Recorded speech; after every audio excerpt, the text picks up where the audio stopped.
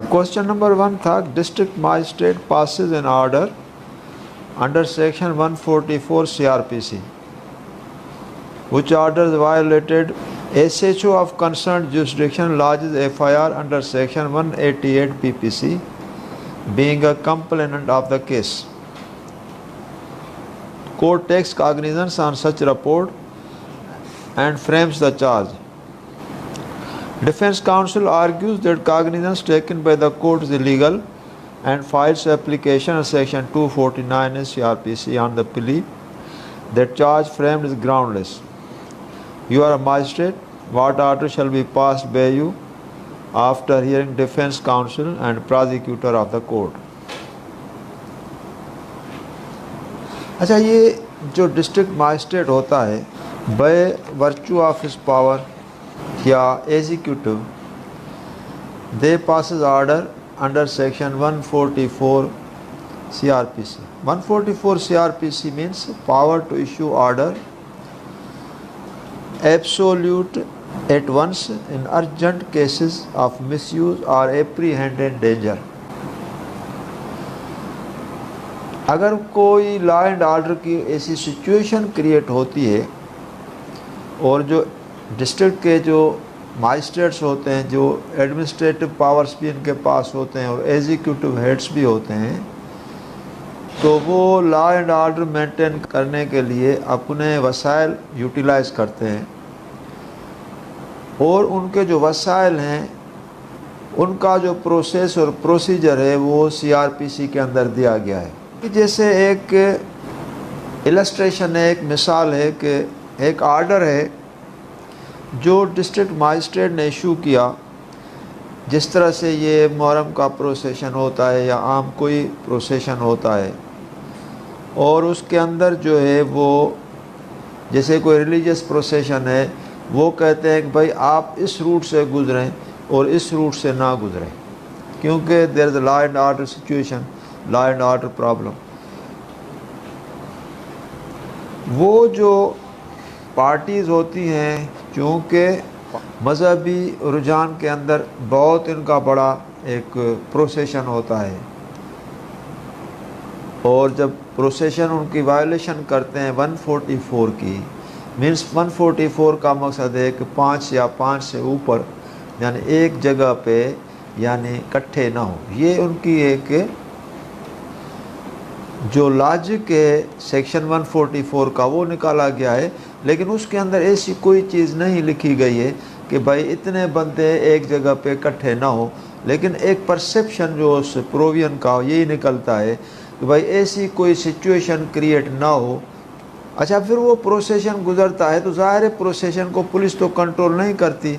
अभी कुछ लोग जो है ना वो पकड़े जाते हैं, कुछ नहीं पकड़े जाते, तो वो जो उनके ऊपर FIR लॉज होती है वो होती है 188 PPC की. यानी 188 PPC के अंदर ये आता है कि भाई disobedience to order duly promulgated by public servant. Public servant means वो डिस्ट्रिक्ट मजिस्ट्रेट हो या SDM हो, सब डिस्ट्रिक्ट मजिस्ट्रेट हो, उसने जो ऑर्डर प्रोमलगेट किया उसकी एक वायलेशन हो गई. तो 144 CRPC का ऑर्डर था वो वायोलेट हो गया. इलाके के जो SHO या पुलिस अफसर थे वो उसको कंट्रोल करने में कामयाब हुए या नहीं हुए, लेकिन लॉ ने कहा कि अगर जिसने वायोलेशन की है आप उसके ख़िलाफ़ जो है 188 का ऑफेंस लॉज करें और वो ऑफेंस लॉज होता है on the charge of disobedience. अभी क्वेश्चन जो हमारा है वो ये है कि इसके अंदर जब कोर्ट ने चार्ज फ्रेम की तो उस चार्ज के फ्रेमिंग के दौरान डिफेंस काउंसिल ने ये एक आर्ग्यूमेंट की कि ये जो कोर्ट ने कॉग्निजेंस लिया है वो गलत लिया है. कोर्ट को कॉग्निजेंस नहीं लेना चाहिए था और कोर्ट ने जो कॉग्निजेंस लिया है वो गलत लिया है. लिहाजा अक्यूज़ जो भी हैं 188 PPC में बुक्ड हैं उनको आप जो है अक्यूट करें under section 249A CRPC on the ground that charge is groundless. अच्छा, ये तो इम्तिहान का क्वेश्चन है, लेकिन मैंने as a magistrate, serving magistrate, मैंने इन लोगों को अक्यूट किया है। 249 ACRPC में मैंने अक्यूट किया है और मैंने ये लिखा है कि चार्ज ग्राउंडलेस अगेंस्ट थे। अच्छा, उसके पीछे जो बैकग्राउंड है वो ये है कि इसके अंदर जो main requirement of the law है कि भाई ग्रीवेंस किसको है, वो है पब्लिक सर्वेंट को। और नंबर 2 जो सबसे बड़ी और अहम बात है वो ये है कि इसके अंदर जो FIR दाखिल हुई है वो पुलिस ऑफिसर ने दाखिल की है और FIR दाखिल की है अंडर सेक्शन 188 PPC। आप अगर शेड्यूल को देखेंगे, सेकंड शेड्यूल जो है CRPC का जो सेकंड शेड्यूल है उसके अंदर ये लिखा गया है कि ये जो ऑफेंस है shall not arrest without warrant, means non cognizable है। सही है ना, समझ रहे हैं ना? ये जो ऑफेंस है वो नॉन कॉग्निजेबल है। कॉग्निजेबल और नॉन कॉग्निजेबल में फ़र्क क्या है? अच्छा, कॉग्निजेबल जो ऑफेंसेस होते हैं वो होते हैं जिनकी FIR होती है, नॉन कॉग्निजेबल ऑफेंसेस की कंप्लेंट होती है, ये फ़र्क है। और जो कोर्ट कॉग्निजेंस लेती है वो नॉन कॉग्निजेबल ऑफेंस में लेती है, क्योंकि कोर्ट का ये एक लीगली, यानी जो ऑफेंसेस यहाँ शेड्यूल के अंदर मेंशन है कि भाई इसके अंदर पुलिस ऑफिसर कॉग्निजेंस नहीं ले सकता लेकिन कोर्ट कॉग्निजेंस लेगी, वो है नॉन कॉग्निजेबल ऑफेंसेस।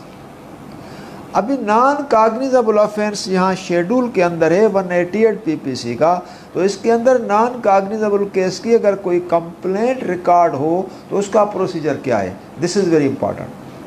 अभी देखिए, जैसे एक पब्लिक सर्वेंट है, डिस्ट्रिक्ट मजिस्ट्रेट एक पब्लिक सर्वेंट है, लॉ ने उसको एक पावर दिया है कि आपके ऑर्डर की अगर कोई डिसोबीडेंस हो, अगर वायलेशन हो तो that is punitive under section 188 PPC। Law ने एक मैकेनिज़्म दिया।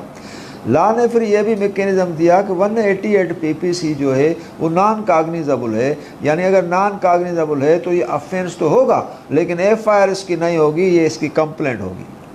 अभी पॉइंट ये है कि चूँकि इन्वेस्टिगेशन सारा मामला सब तो पुलिस कर रहे हैं और डिस्ट्रिक्ट मजिस्ट्रेट जो है वो पब्लिक सर्वेंट है, और चूँकि इसके अंदर जो अगर आप 144 पढ़ेंगे तो 144 में अगर ज़िला नाज़िम है या ये जो डिस्ट्रिक्ट मजिस्ट्रेट है वो कॉग्निजेंस तब लेता है जब उसको रिकमेंडेशन पुलिस के तरफ से हो, लॉ एंड ऑर्डर की सिचुएशन क्रिएट होगी।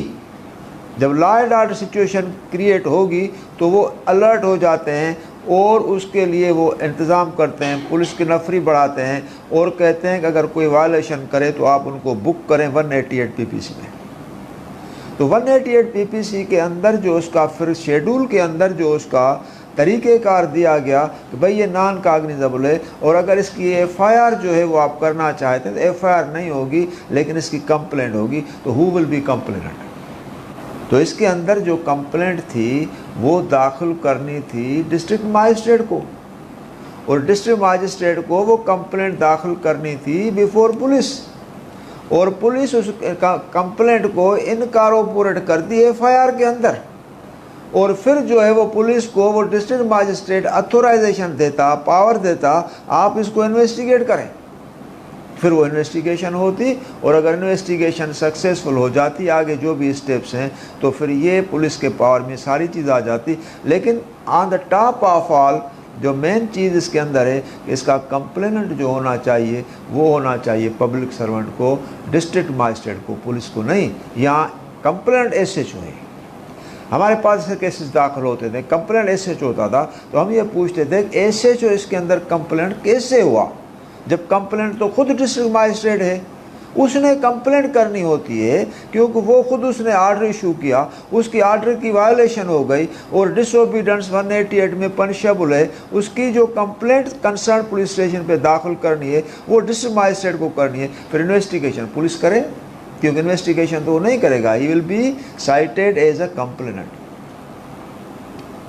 तो इसका तरीक़ेकार जो है वो यही है कि भाई इसके अंदर वो यानी देखो एक और चीज़ जो आपको मैं समझाऊँ, ये कोई डायरेक्ट कंप्लेंट नहीं होगी,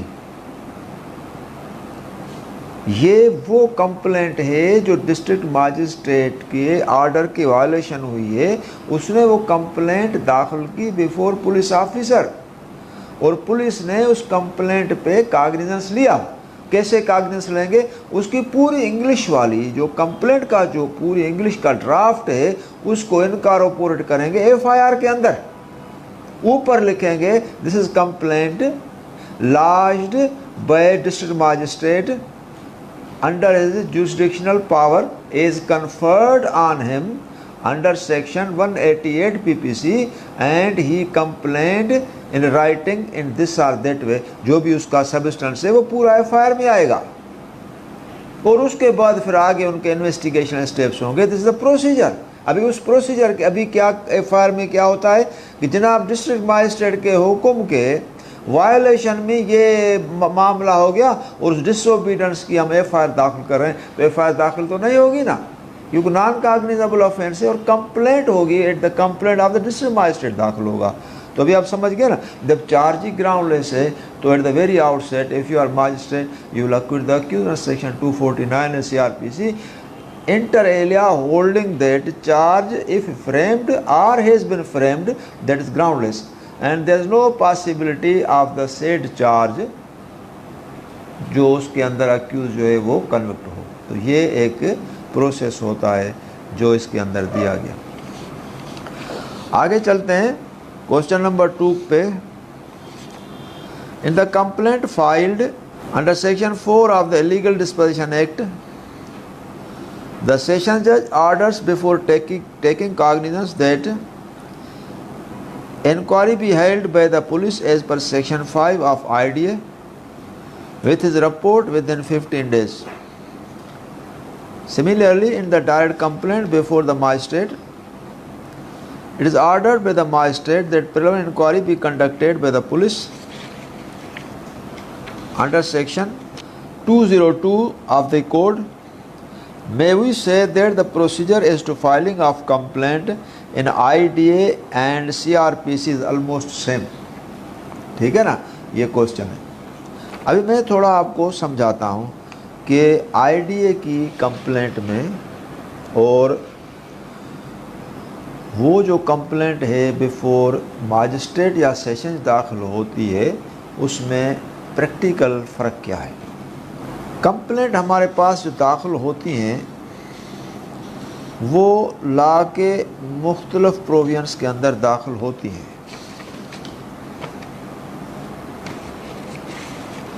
एक कंप्लेंट दाखिल होती है अंडर सेक्शन 4H में। अंडर सेक्शन 4H में CRPC के अंदर कंप्लेंट को डिफ़ाइन किया गया है, और ये सेक्शन 4 जो CRPC का है वो डेफिनेशन क्लास है। एक और कंप्लेंट है जो 190 क्लास A CRPC में है, 190 क्लास A CRPC में है, जिसके अंदर cognizance of offence by magistrate upon receiving a complaint. तीसरी कंप्लेंट जो है वो 200 CRPC में लॉज होती है, यानी 200 CRPC के अंदर examination of the complainant record करती है कोर्ट अपॉन अ कंप्लेंट। और जो चौथी कंप्लेंट है वो है सेक्शन 4 IDA। सेक्शन 4 IDA में जो कंप्लेंट रिकॉर्ड होती है वो भी मैं आपके साथ अभी डिस्कस करूँगा। उसमें क्योंकि वो नॉन एब्स्टेंट क्लास में आती है, वो नॉन एब्स्टेंट क्लास क्या है वो भी मैं आपको समझाता। सेक्शन 4 इलीगल डिस्पोजिशन एक्ट जैसे ही हम पढ़ते हैं इन द वेरी आउटसेट, वो कहता है not with standing, starting not with standing anything content in the code means not with standing anything content in the code means बावजूद इसके कि CRPC के अंदर ये प्रोसीजर मुख्तलफ है, बावजूद इसके कि CRPC के अंदर ये प्रोसीजर मुख्तलफ है, बावजूद उसके or any law for the time being in force, या ये कंप्लेंट का तरीक़ेकार दूसरे लॉ में अदर देन CRPC में भी मुख्तलफ होगा। लेकिन आगे क्या कहते हैं कि the contravention of section 3 of illegal disposition act shall be triable by the court of sessions on a complaint. तो ये जो कंप्लेंट है, सब कंप्लेंट्स है all together, whatever all other complaints, this complaint is quite different. ये law makers ने इस complaint को डिफरेंट रखा, और डिफरेंट रखने के लिए हमें शुरू में बता दिया कि नॉट विथ स्टैंडिंग मीन्स बावजूद इसके कि कंप्लेंट का प्रोसीजर CRPC में भी आता है, बावजूद इसके कंप्लेंट का प्रोसीजर CRPC से हटकर दूसरे किसी लॉ के अंदर भी आता होगा, लेकिन जो कंप्लेंट IDA एक्ट के अंदर है, जो कंट्रावेंशन कंप्लेंट की सेक्शन 3 इलीगल डिस्पोजिशन एक्ट में दी गई है, उसका प्रोसीजर एक्सक्लूसिवली IDA के अंदर हमने दिया है, वो उस पे आप करेंगे, दूसरा किसी लॉ को यहाँ कंसल्ट होना नहीं है। अब समझ गए मेरी बात, क्योंकि ये बहुत इम्पॉर्टेंट एक इशू है और बहुत इम्पॉर्टेंट एक टॉपिक है, जिसके अंदर हम मुख्तलफ मरहलों पे एक कंप्लेंट दाखिल करते हैं। तो लिहाजा मैंने कहा कि पहले मैं आपको वो कंप्लेंट का थर्स्ट या कंप्लेंट का बैकग्राउंड समझाऊं और आप इसको समझें। अभी सेक्शन 4H के अंदर जो कंप्लेंट आती है वो ये है कि कंप्लेंट मीन्स कंप्लेंट की माना दी गई है। Complaint means the allegations made orally or in writing to a magistrate with a view to his taking action under this code. 190A के अंदर एक बंदा आता है और कंप्लेंट करता है मैजिस्ट्रेट के पास ओरली आर इन राइटिंग कि भाई आप इसके ऊपर एक्शन लें। अगर काग्निजेबल केस होगा, आप ज़रा थोड़ा सोचना, क्योंकि आप इसको जो मैं जिस पैरामीटर में आपको ले रहा हूँ, तो ज़रा आप उसको अटेंशन से सुनना। मैजिस्ट्रेट के पास कोई बंदा डायरेक्ट कैसे जाता है? अगर काग्निजेबल केस में जाएगा तो मैजिस्ट्रेट कहेगा पहले पुलिस के पास जाओ, अगर पुलिस आपको रिड्रेस ना करे तो मेरे पास आओ, नंबर 1। नंबर 2, अगर नॉन काग्निजेबल केस में मैजिस्ट्रेट के पास कंप्लेंट करेगा तो मैजिस्ट्रेट कहेगा ये कंप्लेंट आप कोडल फॉर्मेलिटीज़ में करें, और कोडल फॉर्मेलिटीज़ ये हैं कि ये आप 200 CRPC की हम स्टेटमेंट रिकॉर्ड करेंगे, आप डायरेक्ट कंप्लेंट फाइल करें, उसके हम P रिकॉर्ड करेंगे, उसके बाद अगर प्राइमा फेसाई ऑफेंस इस्टेब्लिश होता है तो हम काग्निजेंस लेंगे। अदरवाइज़ ऐसे आप किस तरह से कंप्लेंट देते हैं और ओरली आकर कंप्लेंट करते हैं या राइटिंग में कंप्लेंट करते हैं, तो अगर ये चीज़ है तो फिर ये कंप्लेंट जो मैजिस्ट्रेट को की जाती है, फिर लॉ मेकर्स का इसकी डेफिनेशन देने के पीछे लॉजिक क्या था? सही बात है ना कि भाई अगर ये बात है, जैसे मैंने आपको बताया कि मैजिस्ट्रेट को ये अप्रोच नहीं कर सकते स्ट्रेट अवे डायरेक्ट, अगर काग्निजेबल केसेस में अप्रोच करेंगे तो मैजिस्ट्रेट कहेगा पुलिस के पास जाओ, अगर वो आपको ना सुने रिट्रेस करे फिर मुझे बताना, और अगर नॉन काग्निजेबल में करेंगे तो बोलेंगे इसकी कोडल फॉर्मेलिटीज़ ऑब्जर्व करो और डायरेक्ट कंप्लेंट पहले फाइल करो और उसके बाद मैं एक्शन लूँगा, क्योंकि आप सीधा नहीं आ सकते, क्योंकि मैजिस्ट्रेट के पास सीधा तो कोई नहीं जाता। लेकिन इसके पीछे 190A के पीछे क्या है, उसके अंदर कहा गया कि cognizance of magistrate upon receiving a complaint, ठीक है ना, upon receiving a complaint of facts which constitute such an offence. Means 190A में भी वो कंप्लेंट रिसीव करता है और कंप्लेंट रिसीव करने के बाद उसका एक्शन लेता है, और 4H में आया है कि complaint means the allegations made orally in writing to a magistrate with a view to his taking action under this code that some person, whether known or unknown, has committed an offence, but it does not include the report of police officer। इसका मकसद क्या है? देखिए, जब आप कोई FIR दाखिल कराते हैं, FIR दाखिल हो जाती है, तो पुलिस इन्वेस्टिगेशन ऑफिसर कोडल फॉर्मेलिटीज़ जो इनकी हैं सीआरपीसी की, उसके अंदर इन्वेस्टिगेशन इनिशिएट करते हैं। इन्वेस्टिगेशन के अंदर चूँकि एफआईआर एक फर्स्ट डॉक्यूमेंट होता है, उसके अंदर लिखा जाता है कि भाई अफेंस जो है वो कौन सा पीपीसी का बना और उसके अंदर कौन कौन से विटनेस हैं जिन्होंने ये अफेंस विटनेस किया। फिर क्या होता है कि उसके बाद इन्वेस्टिगेशन वो करते हैं। इन्वेस्टिगेशन के तौर पर जो एफआईआर जब दाखिल होती है तो investigation officer at the place of वारदात जाता है, वहाँ की वो यानी मेमो ऑफ साइट जो है वो मैप नक्शा वहाँ का तैयार करता है और वो फर्स्ट डॉक्यूमेंट वो वहाँ प्रिपेयर करता है कि भाई साइट का उसके अंदर क्या है, किस तरह से है। फिर वो तैयार करके जब आता है तो फिर विटनेसेस को समन इशू करता है, भाई आप आएँ और आप हमें आकर बयान दें। फिर वो उनको पूछता रहता है कि भाई क्या हुआ, किस तरह से हुआ, किस तरह से हुआ।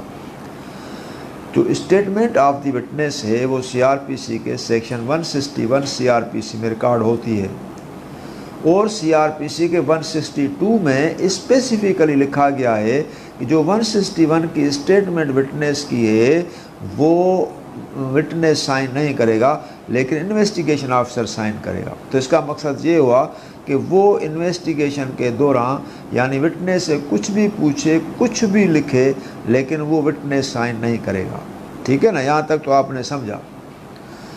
इन्वेस्टिगेशन के दौरान कुछ दिन गुजर जाते हैं और कंप्लेनेंट को पता चलता है कि ये जो विटनेसेस को एग्जामिन कर रहा है या उनको थ्रेट कर रहा है या उनसे गलत तरीके से कुछ एडमिशंस ले रहा है, तो कंप्लेनेंट ने स्मेल किया तो समथिंग रॉन्ग इज़ देयर।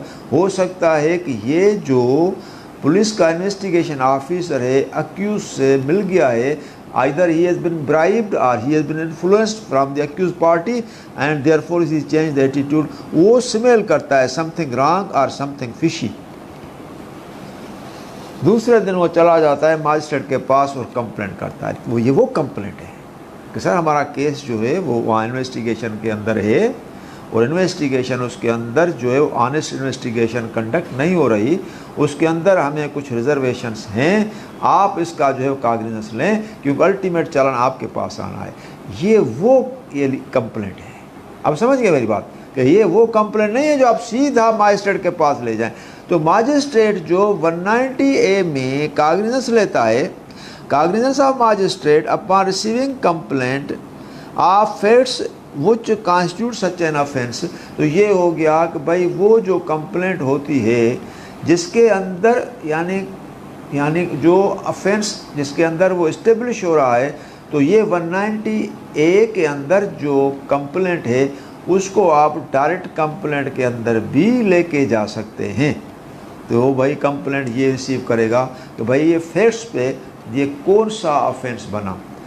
जो सेक्शन 4H के अंदर कंप्लेंट है उसका प्राइमा फेसाई परपोर्ट ये हो रहा है, अगर कंप्लेनेंट को या किसी विटनेस को पेंडिंग इन्वेस्टिगेशन वाले केस के अंदर अगर कोई भी ग्रीवेंस है तो वो अपना ग्रीवेंस रिड्रेस कर सकता है by moving application and complaining before the magistrate either orally or writing that something wrong is there and indulgence of the court is therefore invited and kindly issue some directions so that this investigation or any step taken by the police shall not go violated or yani that should be in consonance with law।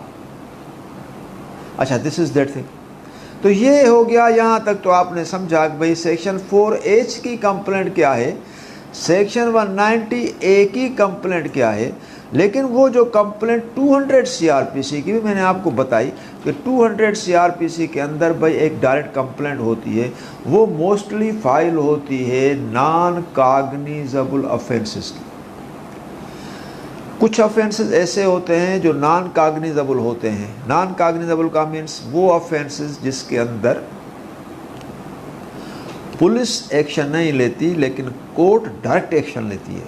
तो उसके अंदर अगर आप direct complaint दाखिल करेंगे तो court उसको investigate करेगी और कोर्ट उसको खुद इसको इंक्वायरी करेगी। कोर्ट के पास दो पावर्स हैं, एक पावर पुलिस के पास है। जो कोर्ट के पास पावर है वो है इंक्वायरी का, जिसको कहते हैं प्रिलिमिनरी इंक्वायरी। तो डायरेक्ट कंप्लेंट में कोर्ट प्रिलिमिनरी इंक्वायरी करती है। और प्रिलिमिनरी इंक्वायरी को क्या कहते हैं, क्या what is the purport of preliminary inquiry? Preliminary inquiry एक ऐसी इंक्वायरी होती है जिसके अंदर प्राइमा फेसाई देखा जाता है कि इसके अंदर अफेंस बन रहा है या नहीं बन रहा, नंबर 1। नंबर 2 कि प्रिलिमिनरी इंक्वायरी के अंदर जब कोई कंप्लेनेंट या विटनेस की स्टेटमेंट या बयान रिकॉर्ड होगा तो वो क्रॉस एग्जामिनेशन उसका नहीं होगा। नंबर 3 कि प्रिलिमिनरी इंक्वायरी के बाद जज या मजिस्ट्रेट, जज होगा तो सेशन होगा, मजिस्ट्रेट होगा तो फर्स्ट क्लास मजिस्ट्रेट होगा, जो अभी जुडिशियल मजिस्ट्रेट है वो फर्दर सेटिस्फाई होने के लिए फिर पी का ऑर्डर करता है, प्रिलिमिनरी इंक्वायरी का ऑर्डर इसमें करता है। भाई मैं कंप्लेंट के एग्जामिनेशन के सपोर्ट में मैं विटनेसेस का एग्जामिनेशन जो है ना वो करना चाहता हूँ, फिर मैं कंप्लेंट की एविडेंस से, विटनेसेस की एविडेंस से सबको मैं असेस करूँगा, सबको मैं एवेल्यूट करूँगा। फिर मैं देखूँगा कि जो कंप्लेंट के अंदर एलिगेशंस हैं या जो अफेंस उसके अंदर बताए गए हैं वो इस्टेब्लिश हो रहे हैं या नहीं हो रहे हैं। फिर क्या होता है कि उस प्रिलिमिनरी इंक्वायरी के बाद जब सारा मटेरियल आता है तो आखिर में मजिस्ट्रेट एक ऑर्डर पास करता है कि peruse the complaint recorded under section so and so, जो भी हो किसी भी सेक्शंस में हो, recorded statement of complainant under section 200 CRPC and statement of witnesses recorded under section 202 CRPC during process of inquiry, preliminary inquiry. From the material available on record it is prima facie established that offence under section, अगर 3 हैं या 4 offence जिसके अंदर accusation है, अगर magistrate या session देखता है कि 2 अफेंस बन रहे हैं एलिगेशन के व्यू में, या 3 अफेंस बन रहे हैं या 4 ही बन रहे हैं, तो वो लिखेगा, क्योंकि वो एलिगेशंस को देखेगा। वह एलिगेशन अगर सपोज ये थेफ्ट के हैं, थेफ्ट के अंदर आ गए, फिर उस थेफ्ट के साथ साथ जो है ना वो डकैती के भी आ गए, सपोज़ कीजिए उसके अंदर इंजरी है तो इंजरी भी आ गई, कोई मेडिकल सर्टिफिकेट भी आ गया, तो 3 अफेंस एक साथ अगर मिल गए तो फिर वो एविडेंस को देखेगा और वो बोलेगा ये offences whatever are prima facie established against the accused. अभी चूँकि उसके बाद फिर ये करेगा भाई issue process against the accused to come before the court so that onward process of the case be launched in accordance with law. फिर उसके अंदर जो है वो श्योरिटी लेता है और उसको जो है ना फिर बुक करता है, उस केस के अंदर केस को रजिस्टर करता है और फिर चार्ज फ्रेम करता है। अभी now what is the practical difference between complaint case and challan case, जो आपका इम्तिहान में क्वेश्चन होता है। कंप्लेंट केस के अंदर मीन्स वो कंप्लेंट केस जो बिफोर कोर्ट के सामने होती है रिकॉर्ड, या इधर मजिस्ट्रेट और सेशन जज, उसके अंदर इनिशियली शुरुआत में स्टार्ट में इंक्वायरी होती है और उसके इंक्वायरी के बाद फिर जो है वो कॉग्निजेंस लिया जाता है और फिर कंप्लेंट जो है वो रजिस्टर होती है। लेकिन cognizable cases में and those cases in which cognizance is taken by the police and FIR is lodged, FIR पहले रजिस्टर होती है और इन्वेस्टिगेशन बाद में होती है। लेकिन कोर्ट के पास पहले इंक्वायरी होती है, उसके बाद जो है ना वो केस रजिस्टर होता है और पुलिस के पास पहले केस रजिस्टर होता है, उसकी इन्वेस्टिगेशन इंक्वायरी बाद में होती है। This is a practical difference. अब समझ गए ना? तो अभी उस पैरामीटर्स के अंदर 3 जो केसेस हैं जो कंप्लेंट सेक्शन 4H में है वो भी मैंने आपको समझाई विथ पर्टिकुलर रेफरेंसेस में कि भाई मजिस्ट्रेट को कंप्लेनेंट या विटनेस कैसे अप्रोच करें। नंबर 2 मैंने आपको 190A भी समझा दिया कि जो पुलिस जो कंप्लेंट कोर्ट या आम बंदा कोर्ट के सामने कंप्लेंट सबमिट करता है आइदर इन कॉग्निजेबल और नॉन कॉग्निजेबल और इन डायरेक्ट केसेस, वो कैसे होता है। और नंबर 3 मैंने आपको डायरेक्ट कंप्लेंट के जो डायरेक्ट प्रोविजंस हैं सेक्शन 200, 202 और 203 के अंदर ये है कि भाई वो कंप्लेंट जो है वो अगर इस्टेब्लिश नहीं होती तो डिसमिस करते हैं और 204 के तहत उसके अंदर कॉग्निजेंस लेते हैं। तो ये सारा मैंने आपको 200 से लेकर 204 तक समझा दिया। बाकी एक कंप्लेंट रहती है वो है सेक्शन 4 इलीगल डिस्पोजिशन एक्ट की, जो मैं आपको समझा रहा हूँ, क्योंकि उसके अंदर थोड़ा टेक्निक भी है, और नंबर 2 कि ये जो कंप्लेंट है वो ऑलमोस्ट बाकी सब कंप्लेंट से डिफरेंट है, क्योंकि इसके अंदर शुरू में जैसे हमने स्टार्ट किया, जैसे हमने इसकी पेरूजल या रीडिंग स्टार्ट की, तो लॉ मेकर्स ने इसके स्टार्ट में ही लिखा नॉट विथ स्टैंडिंग। ये देखो, ये वर्ड है नॉट विथ स्टैंडिंग। और नॉट विथ स्टैंडिंग का वर्ड जब लेजिस्लेचर की तरफ से किसी भी प्रोविजन में आता है, और पर्टिकुलरली वो शुरू में आता है, तो जो हम लॉ के स्टूडेंट्स हैं वो वहाँ पहले नॉट विथ स्टैंडिंग पढ़कर वहाँ रुकते हैं। कोई नॉट विथ स्टैंडिंग का मकसद, यानी मैंने आगे पढ़ा नहीं है, जब मैंने पढ़ा नहीं और स्टार्ट में नॉट विथ स्टैंडिंग आया तो मैंने कहा कि ये स्पेशल प्रोविजन है, नंबर 1।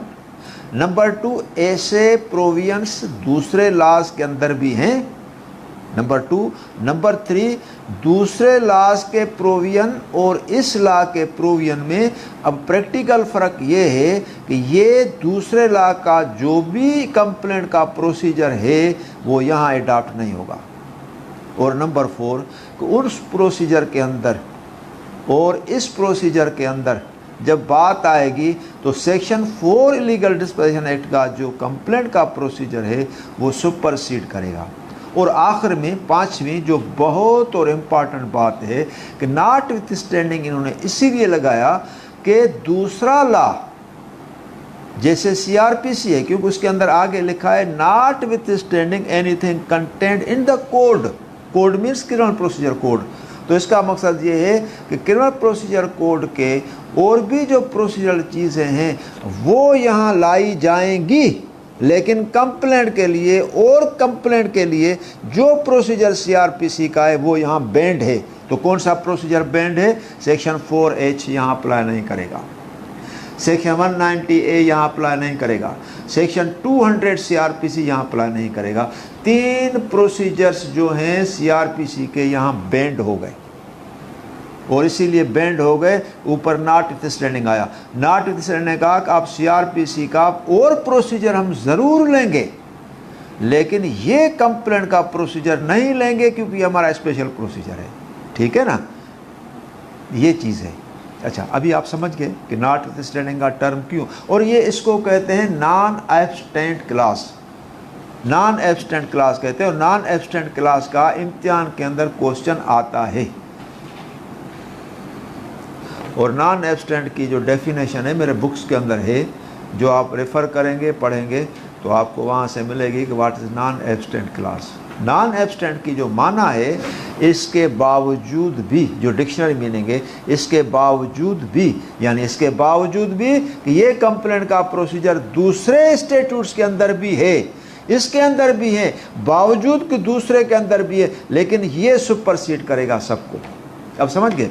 अभी नाउ व्हाट इज स्पेशल और practical distinction that has bifurcated the procedure of section 4 with other procedures as contained under CRPC with section 4H, section 190A and section 200 CRPC। ये 3 procedure से ये different कैसे जा रहा है। Section 3 में कहा गया कि भाई ये जो कंट्रावेंशंस हैं जिसके लिए ये स्टैट्यूट हमने इनेक्ट किया है इलीगल डिस्पोजिशन एक्ट का, कोई भी लैंड ग्रेबर अगर किसी को अपनी प्रॉपर्टी से अगर कोई डिस्पोजेस करता है तो उसके लिए अभी ये डायरेक्ट कंप्लेंट दाखिल करेगा। प्रीवियसली जो डिस्पोजिशन थी ये एक सिविल रॉन्ग था, और इसका प्रोसीजर सेक्शन 8 और 9 स्पेशल रिलीफ एक्ट में था। तो ये एक सिविल रेमेडी थी जिसको 2005 में कन्वर्ट किया गया एक क्रिमिनल यानी रेमेडी के अंदर, प्यूनिटिव कर दिया। अपार्ट फ्रॉम दैट लॉ ने नहीं कहा कि आपकी जो सिविल रेमेडी है वो बार्ड है। क्यों? 2 चीज़ें हैं जो आपके समझने के लिए ज़रूरी है। लॉ ने कहा कि अगर आप चाहते हैं कि आपकी डिस्पोजिशन इलीगल अनऑथोराइज हुई है और अगर आपका टाइटल इन्वॉल्व है और टाइटल इस्टेब्लिश करना चाहते हैं तो आप भले सिविल सूट दाखिल करें। सिविल सूट दाखिल करने से के साथ साथ चूँकि इसका ये एक्शन आपको डिस्पोज करना, आपको घर से बाहर निकालना या आपके घर को बाहर से ताला लगाना, या अगर ओपन प्लाट है उसके ऊपर आर्म्ड या ड्यूली जो आर्म्ड बंदे हैं उसको बिठाना और नाजायज़ कब्ज़ा करना, ये एक क्रिमिनल एक्ट है जिसके लिए उस बंदे को अगर इस्टेब्लिश हो गया तो हम उसको पनिश करेंगे, सज़ा देंगे। समझ रहे हैं ना मेरी बात? तो अभी इस सेंस में इस पैरामीटर के अंदर एक प्रोसीजर दिया गया कि भाई हम ऐसा प्रोसीजर इसको एडॉप्ट करें जो आम सीआरपीसी के अंदर या दूसरे स्टेट्यूट के अंदर इसका प्रोसीजर ना हो। तो उसको किस तरह से बाइफर्केट किया गया? बाइफर्केशन का उसका पहला स्टेप ये लिया गया कि भाई ये जो कंप्लेंट है जो इलीगल डिस्पोजिशन एक्ट में दाखिल होगी, ये at the very outset start में it will be lodged before session जज। Number 1, it will be lodged before session जज, नॉट बिफोर मजिस्ट्रेट और एनी अदर कोर्ट। फिर कहा गया कि सेशन जज will take its cognizance and before taking cognizance session judge can also make order for inquiry of the case whether victim of the crime or the complainant of the case was removed or ousted or dispossessed from his lawful possession। Direct complaint में क्या होता है? जैसे आपने direct complaint दाखिल की तो 200 CrPC के अंदर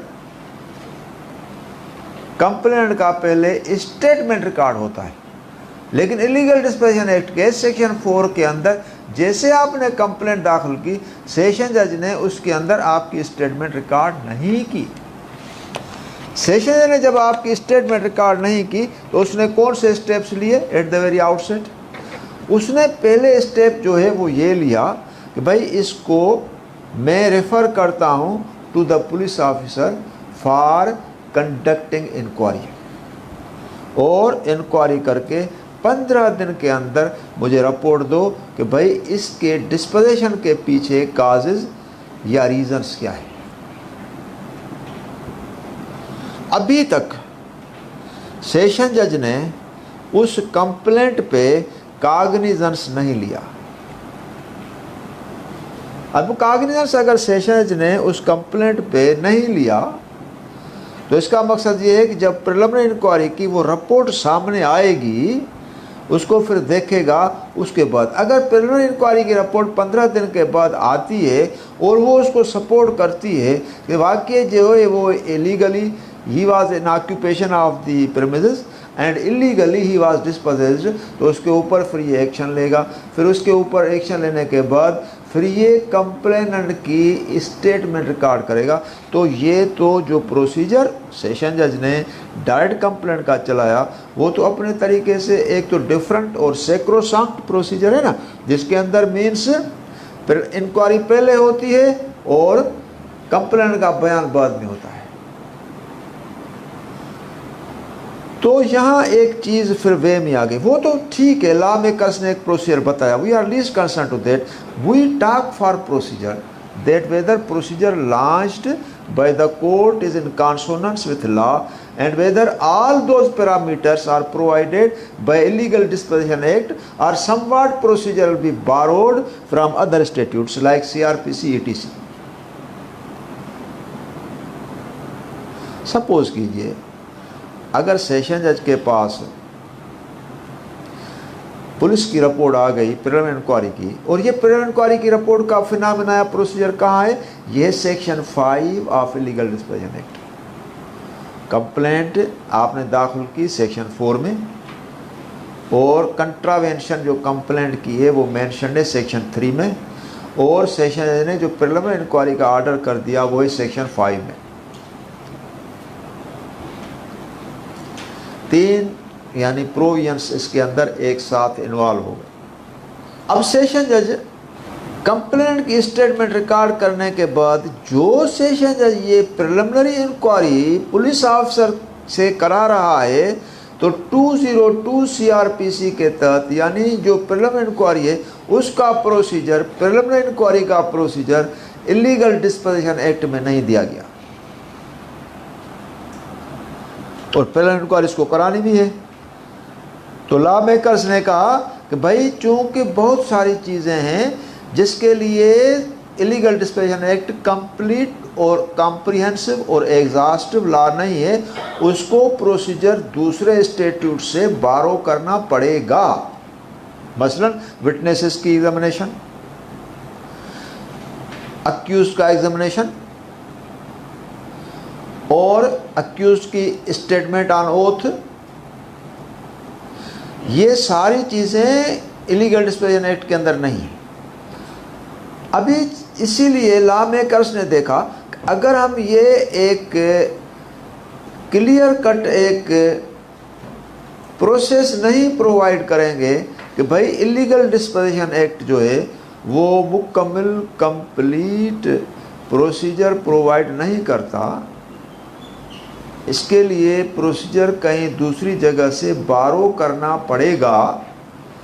तो section 9 of illegal disposition act में ये लिखा गया कि इलीगल डिस्पोजिशन एक्ट के केसेस में जो भी केसेस इलीगल डिस्पोजिशन एक्ट के अंदर दाखिल होंगे उन केसेस को री इन्फोर्स करने के लिए पूरे का पूरा जो प्रोसीजर है वो सीआरपीसी से लिया जाएगा।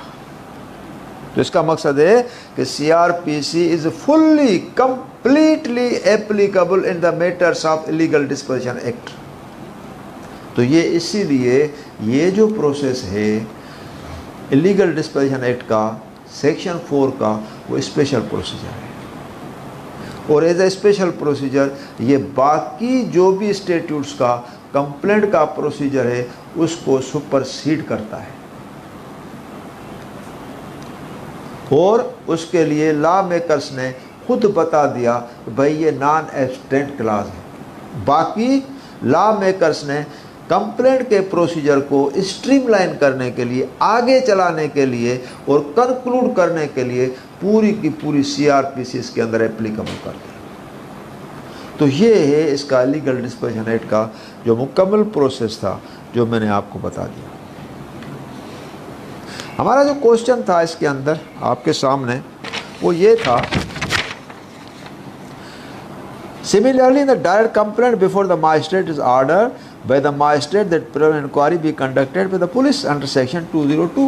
यहाँ सेशन जज इलीगल डिस्पोजिशन एक्ट में डायरेक्ट पुलिस को कहता है, जैसे मैंने सेक्शन 5 आपको पढ़कर सुनाया, इंक्वायरी भी कंडक्टेड बाय द पुलिस।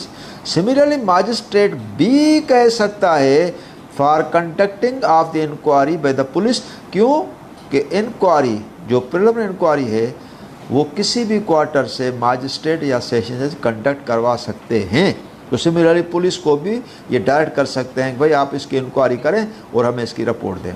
तो इसके अंदर ये है कि may we say that the procedure as to filing of direct complaint under illegal disposition act and CrPC is same, but we say that it is not same, and it is not same because under direct complaint the procedure of complaint is exclusively purely under illegal disposition act, and the complaint filed under CRPC is exclusively within domain of section 200 CRPC. there is a practical difference between two complaints। ठीक है ना, समझ गए ना मेरी बात।